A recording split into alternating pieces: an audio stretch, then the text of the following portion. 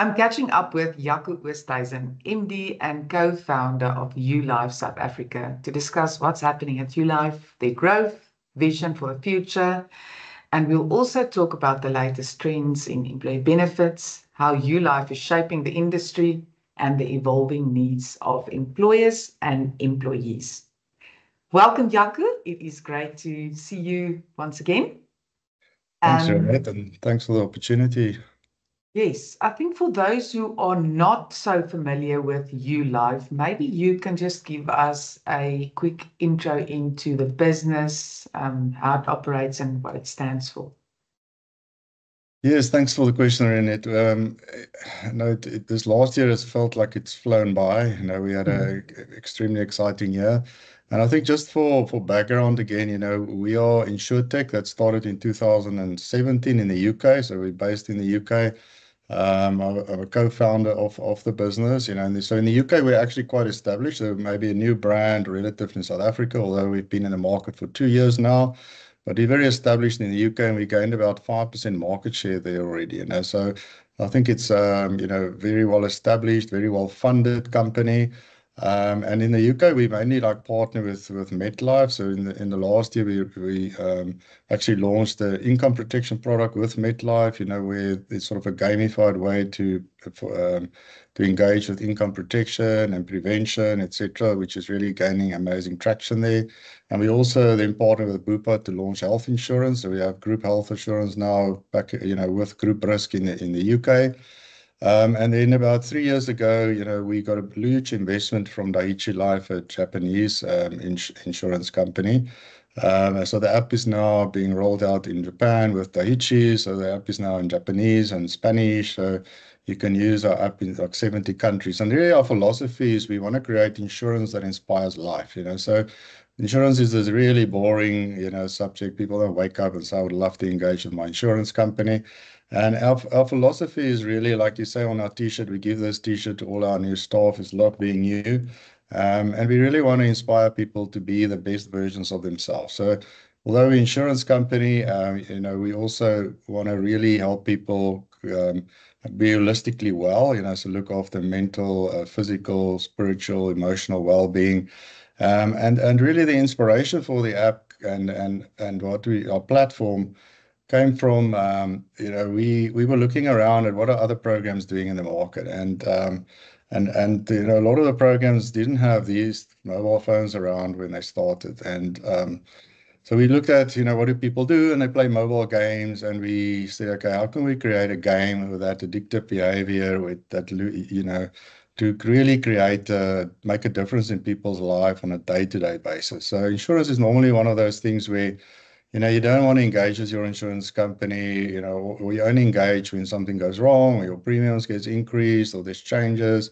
So all those negative sort of connotations. So how do we really create trust in the insurance market, and really make it that employees and companies enjoy working, and brokers as well, enjoy working with their insurance company, and create that trust. So we also, we're very well funded. We raised over $206 million so far.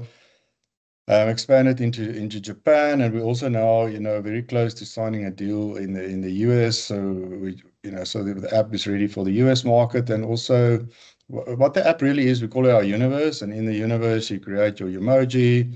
You go through different levels, like Candy Crush. We use the designer that designed Candy Crush, to sort of design our game.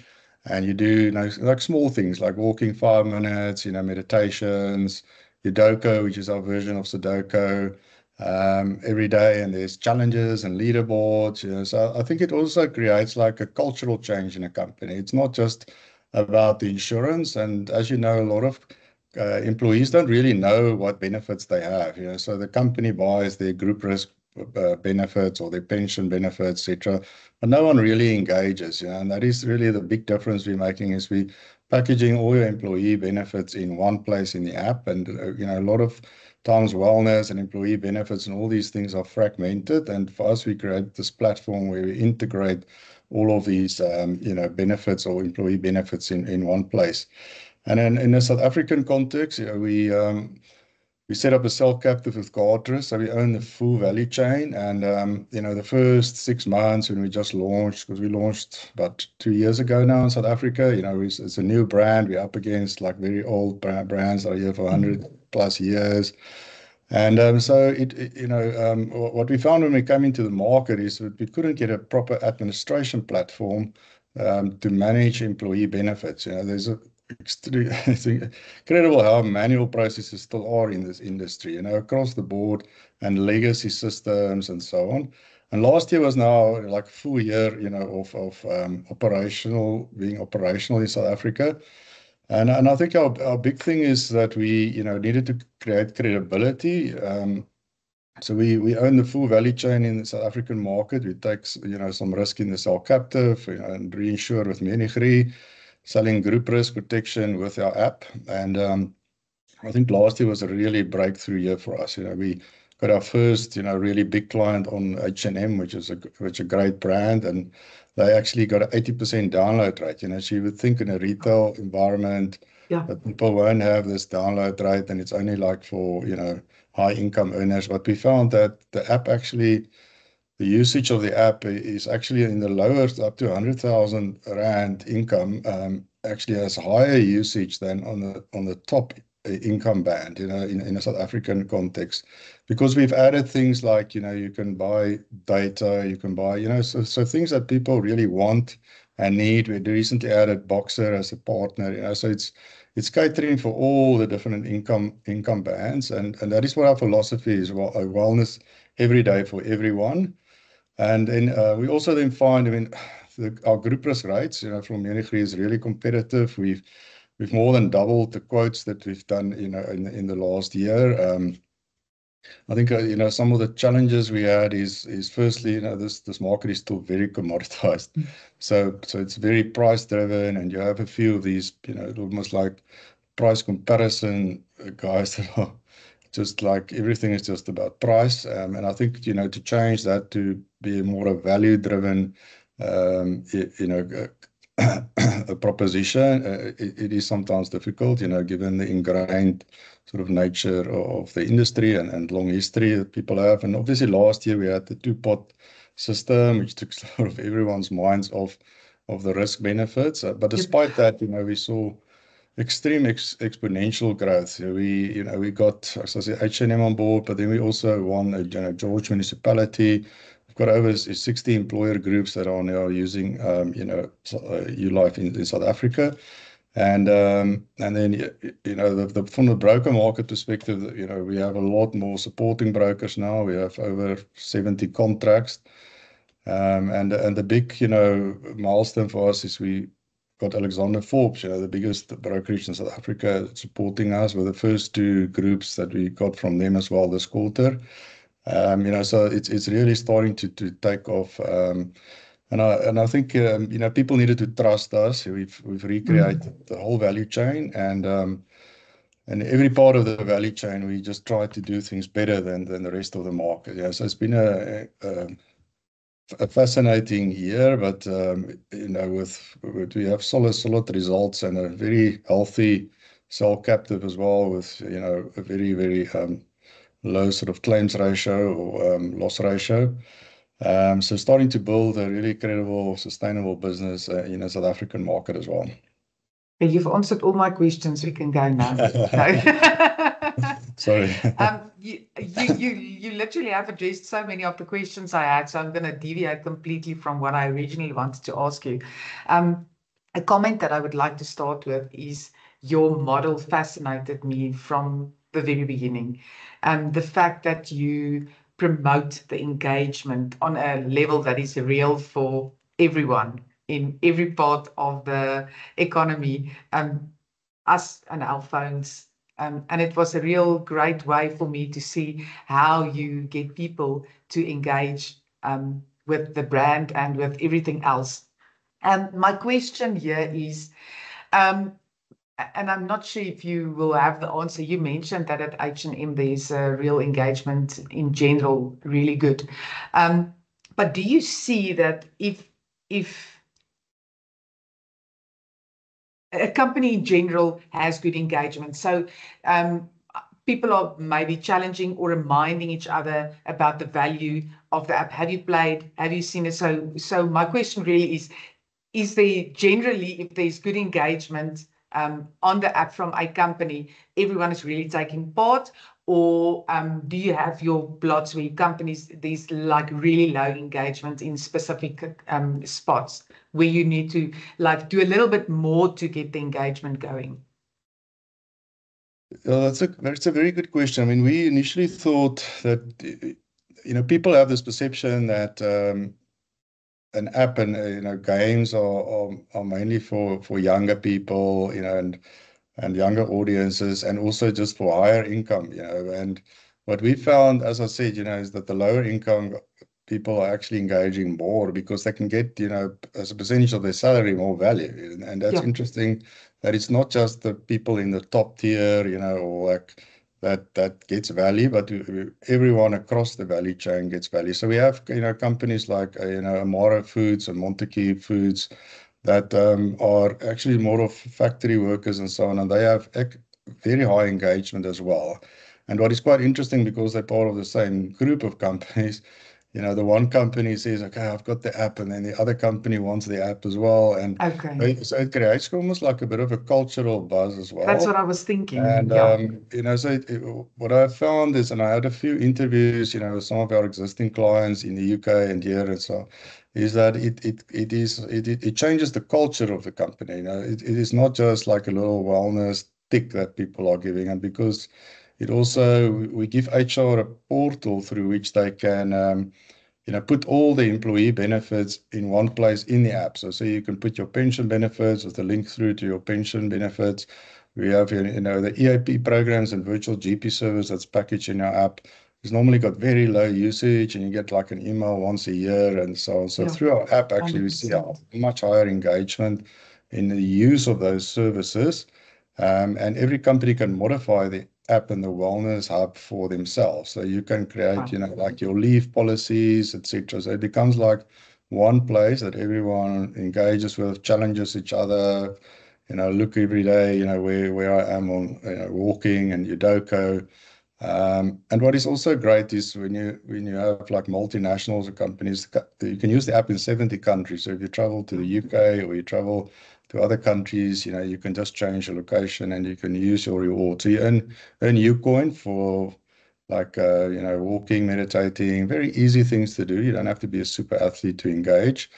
And it's really like, wellness is a very fragmented, we have like a wellness day here and a wellness, people don't know how to track it, how to get people, engaged over time, how to make them, see the value of the employee benefits, because it's also just an email, the employer makes a decision or the fund makes a decision about what benefits and what multiple and so on. But in our app, you can see your policy benefits, you can see your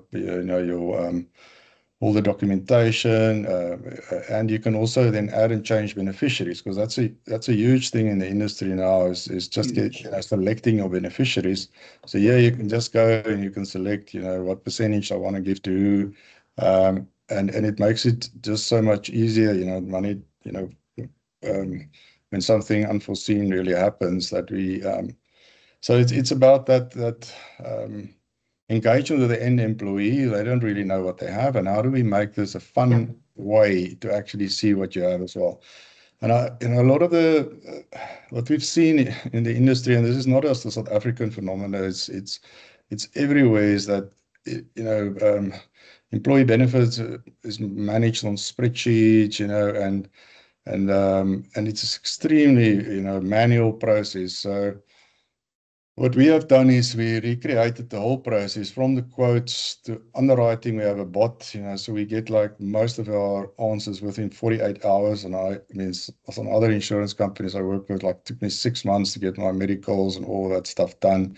So it's just like simple things that we improved. Then the underwrite, the whole admin platform is fully automated, with different access for brokers, employers, and obviously our admin staff. So you can see, your claim status is normally, people don't know, claims goes into this black box and people don't really know what's happening. And So we just made the whole process and reconciliations and invoicing, etc., just fully automated, and that is then seamlessly integrated into our app. And we're busy with a huge process now to, with AI algorithms to optimize usage as well in the app. And we busy with a study with the University of Exeter now. We have one of the guys working in our data team is like um, extremely clear. I think he's got like 3 or 4 degrees, and but he is very into data and AI and so on. So he's doing this study where we can prove now that the app actually reduces risk, increase presentism, reduce absenteeism, and we have lots of data now to prove that the app has a huge positive impact on people's lives. And it's because we make it simple, it's like that book Atomic Habits. It's like small steps can make a huge difference. How do you get people just off the couch? Just a 5-minute walk. Don't like run marathons. Just get them going and get them engaged. And then we've got so many, our app has also got a 4.9 rating on the App Store. And so people really love, and what we do. Yeah, I think your model is really a win for the EB space, because I think one of the big challenges the industry always had is member engagement. People don't read. We know people don't read their emails. You get an email, you put it in a folder, and you'll read it later. Where your bits and pieces really make it easy, and the fact that you can literally go on your phone and you've got access to everything. So I think in that way, I really think, and I hope the bigger audience sees in our South African market, sees the value of YouLife. So my next question is linked to the broker, and you've mentioned the broker more than once. Many brokers might feel that if this is a complete app story, where do I fit in, and how does my engagement and involvement in the process, how is it different from my normal EB dealings that I have with, say, the other companies? So how important is the broker? I think the big part of my question is, where does the broker fit in? How important are they? Since you are answering a lot of questions at once for me, and what are the feedback that I think you were on a broker roadshow recently, but what are the real feedback that you are getting from brokers, good and bad, maybe, if you want? Yeah, no, that's a great question. I think, there's mixed bags, so there are people that are really like fully supporting, believe in us, and I think we're making life just easier across the board, So I think historically, because people didn't trust insurers, administration, and so on, some of them took that functions over themselves. And maybe just one step back. We don't distribute directly, so we only use brokers. And if there's an existing broker with a client, we don't disintermediate. We also always involve the broker. So there's no direct sales, there's no competition with the broker market. And that is really working well for us. So we've created really good trust relationships with some large brokers, smaller brokers across the board. And we're seeing more and more people quoting, at least for us. So there's a lot of quotes coming through. I think some of the bigger challenges is more like the cost of the app. Sometimes on the risk rates, we are extremely competitive. We actually recently, our income protection rates was brought down recently, but on across the board, we are mostly very competitive, say top 3 or so. So it's just sometimes when you add the cost of the app, then it becomes a little bit uncompetitive. And I think that is a little bit of a barrier, and it shouldn't be a barrier. It should be. We are very happy to sharpen pencils, go back and see how we can make it work and so on. And it's because a lot of, particularly like pension funds, would rather put like 50 Rand into the pension and pay 50 Rand for an app. So those are the types of sort of messages we're getting, from the market. I think just in general, they are very, historically very ingrained brands, that people are very comfortable with. So people are thinking, okay, why should I move to this new ULife brand and not stay with, these other large companies? And Yeah. but we do find there's a huge amount of service challenges in the industry, let me rather say. And so sometimes, people feel they want to be in their comfort zones and sort of stick to the status quo. And I think that is, just take that first step. And I know maybe my challenge to your audience is just take that first step to give us your first scheme and see how good experience can be. Because I think, historically we're used to our companies are doing it and we're happy with bad service and we're happy with, the comfort of, big balance sheets and history, etc. But from our perspective, we're very well funded. We have an extremely, the best in market admin system and platform. We onboard people in a different way. So we have an account manager sitting with a broker onboarding, really driving engagement with the app with regular feedback, insights and data insights from, about the usage of the benefits.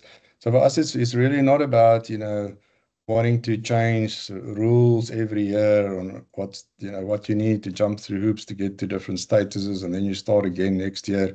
It's about ease of use overall. And, when you download, I always say, when you download the game, you don't need a manual to play the game. You just need to play the game. And you don't want every year to have a new manual to say, okay, how you should now change playing the game. So it's just about, creating that like really fun way, which we, just coming back to brokers as well, I think there's a huge tendency still to just compare on price. So there's this, have a table, and if you're not in there, but to actually get, people to understand to sell on value, because I think, in most cases, a lot of cases, we are competitive, even including the app, and including the cost of the app. But we just don't want the app to become a barrier to actually experience. And what we find now is with our new admin platform, we are being approached to do potential administration as well. So we have a huge drive globally, for partnerships. We're currently in discussions with about 40 insurers globally that wants to, take our app and our platform out to create this engagement, because, these large insurers just actually struggle with engagement. They try things, and a lot of the times, we create what we call, say functional apps. So it has all the stuff on, but no one comes to see it. And the game helps people to actually know what they have and come back. And we have, in South Africa now, 48% of people using the app on a daily basis. Now that is similar to Instagram. That is amazing. Sure. That is very high, and it's actually a little bit higher than the UK usage. That's what I wanted to ask you. How does it compare to other countries? It's in line with the UK, So we thought maybe it will be lower here. There's a different type of population, but people, actually really love. I always say that the highest users of Candy Crush is retired females, because so it's not just an age thing. People think it's this, young population and so on. But just coming back to your broker question, we're getting more and more support. There's, confidence being put in us. And once people just really understand, the difference and the extra value we add, we have a few more brokers that are extremely supportive, and it's starting to really get like exponential, growth, and loads of, quotes coming in, and we built now the credibility, to be a great backing from Guardrisk.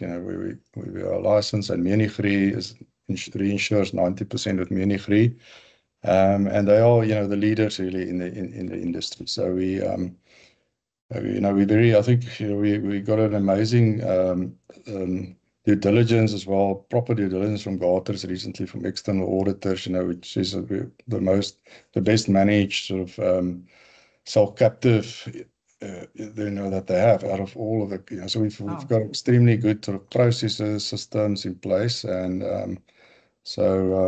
yeah, it's interesting that we are being approached to admin on behalf of some large insurance companies as well. Yeah. So do you think because you're a fairly new company, maybe it's the client that you're getting more resistant from than necessarily the broker? Yeah, it is both. I mean, so there is a lot of times where the broker actually recommended us, and then the clients say no, they would want to stick with this well-known brand. So that happens also a lot. So we try and get the brand out. We have a lot of webinars that we do. So HR is a really big audience where we need to get our brand in front of HR. And I've talked now at quite a lot of events and so on, and it's always the most fun topic to talk about, because it's really like, a boring, very, very boring subject. And so it's like also, we've got Yugi, our giraffe, which is our mascot. Yes, I know, Yugi.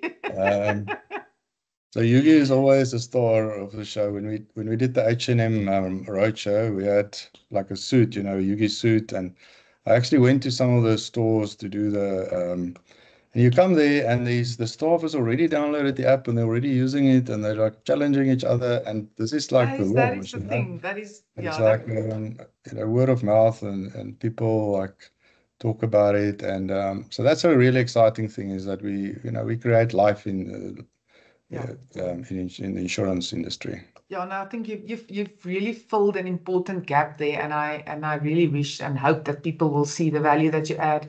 Because for me, I think always the biggest question and the biggest thing was the engagement. People don't know what's going on in their affairs, and you really make that very, very easy for everyone. Let's go towards the end of our conversation. Your key priorities for the next year or 3. I think we obviously, globally have huge aspirations. It's a number of countries, like Netherlands and Saudi Arabia.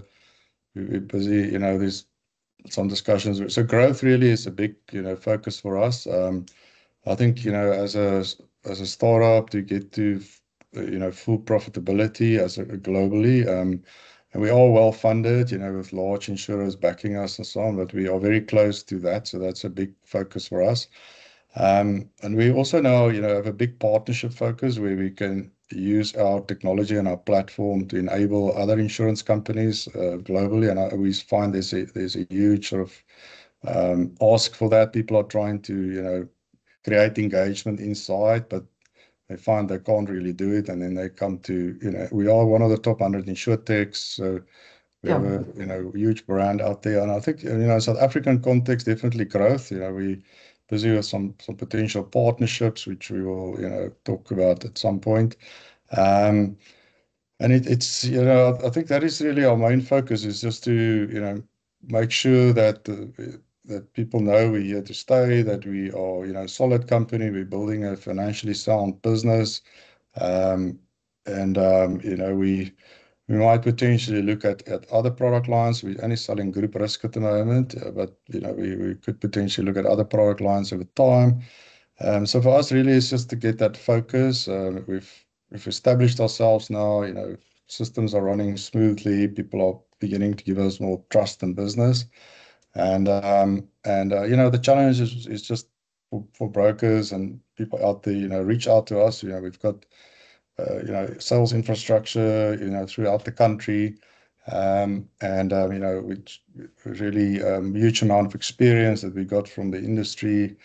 We're just ready to grow. We've got a platform that can scale, that, the best sort of administration in the country, from the quote all the way through. Like our quotes takes like a day or maximum 2 days to get out, and everything is just so much easier, and so for us it's just about focusing on making Ulife like a household brand, and that everyone just enjoys their experience with us. I always end up with a message to our audience, the advisor, the broker? Yeah, I think, you know, we, particularly at the moment, yeah, with the economic uncertainty and so on, you know, people, you know, what we've seen is, like I said, the lower income group really, you know, use our benefits, and there's a real need out there for that people can create, you know, value, and I think we should not just look at one-dimensionally at insurance, but also look holistically more at the human's need.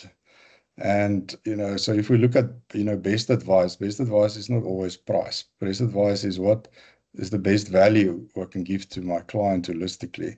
And that is where, you know, the app just creates much more value than what it is being charged for. And then it also, you know, gives, you know, move the insurance industry into this new age of engagement and what people want immediate gratification and want to really, it's like, you know, the way Amazon changed everything in the world, or Apple changed, you know, you know, YouLife is here to create that change in the insurance industry where people can trust the industry, you know, engage and really get value that is way more beyond just price. And I think that is maybe my message, you know, is that give us, you know, a chance, give us, you know, we've now been 2 years in the market, we know the market, you know, we've been very successful, there's high engagement, we're very price competitive, we've got a great story, you know, people love what we do, and, you know, just to reach out and, you know, just test YouLife. We have an amazing proposition, and clients would love you if you give them our app and our proposition. Thank you for your time, Jaco, and I wish you all the best. I really think you have a great solution, a great product. So all the best from my side. Thanks, Rianette. Really, thank you for the opportunity.